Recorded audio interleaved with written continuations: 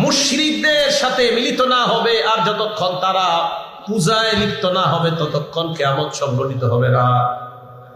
নবী বুঝাইতে চায় আমার উম্মতের একদল মুশরিকদের সাথে, যারা আল্লাহর সাথে শিরিক করে, তাদের সাথে মিলিত হয়ে তাদের ইবাদতের প্রার্থনার অনুষ্ঠানগুলোতে তারা যাইবে।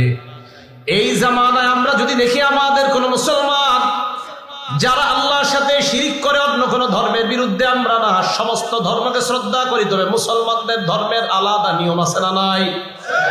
মুসলমানদের মধ্যে ইসলামী মূল্যবোধ বিশ্বাসী যদি কোনো মানুষ মুশরিকদের সাথে মিলিত হয়ে বলে আমি তাদের সাথে একাত্মতা প্রকাশ করলাম, আমরা ওই মানুষটাকে জানায় দিব তোমারে দেখে আমার নবীর কথা সত্যতার প্রতি আমাদের ঈমান আরো বেড়ে যায়। আর নবী বলছে তোমার মতো একদল লোক মুশরিকদের সাথে মিলা পূজার অনুষ্ঠানে যাইবা আর তাদের প্রার্থনার অনুষ্ঠানে যাইবা। প্রত্যেক ধর্মের অনুষ্ঠান আমরা শ্রদ্ধা করি, বাকি প্রত্যেক ধর্মের অনুষ্ঠান ওই ধর্মের মানুষের জন্য, অন্যদের জন্য না। এখন রাসূল সাল্লাল্লাহু আলাইহি সাল্লাম বললেন যে একদল মুসলমান এরকম মিলিত হবে যারা মুশরিক তাদের সাথে। হাদিস শেষ হয় নাই, এবার দেখেন। এবার আল্লাহ নবী বলেন আন্নাহু সায়াকুনু ফি উম্মতি সালাসুনা কাযাবুনা, আমার উম্মতের মধ্যে 30 জন মিথ্যাবাদীর আবির্ভাব ঘটবে। বলেন কয়জন? কুল্লুহুম ইয়াজউমু আন্নাহু নাবিয়্যুন, প্রত্যেকে ধারণা করবে সে নবী। নাউযুবিল্লাহ।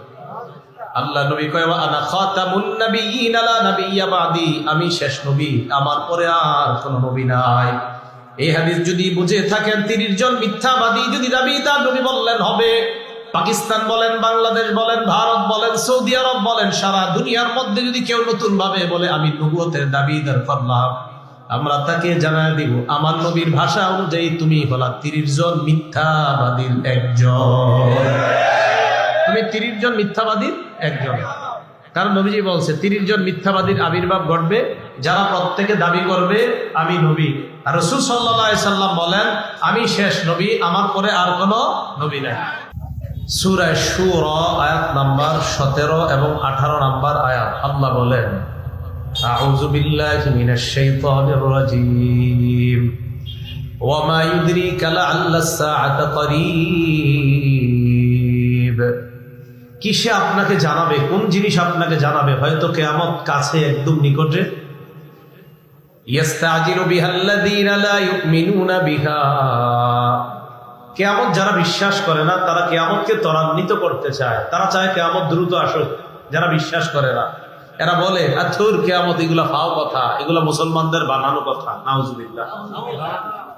ওয়াল্লাযীনা আমানু মুশফিকুনা মিনহা, আর যারা ঈমানদার তারা কিয়ামতের ব্যাপারে ভীত সন্ত্রস্ত থাকে, তারা ভয় থাকে।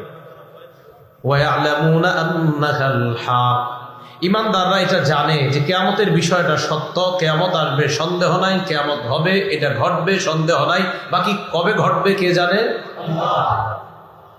আলা ইন্নাল্লাযীনা ইউমারুনা ফিস সাআতি লাফি দালালিম বাঈদ, শোনো কিয়ামতের ব্যাপারে যারা ঝগড়া করে তারা দূরবর্তী পথভ্রষ্টতার মধ্যে নিপতিত, তারা পথভ্রষ্ট।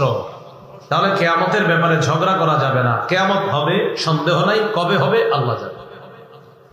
সূরা লুকমানের 34 নম্বর আয়াত, অর্থাৎ সূরা লুকমানের শেষ আয়াত।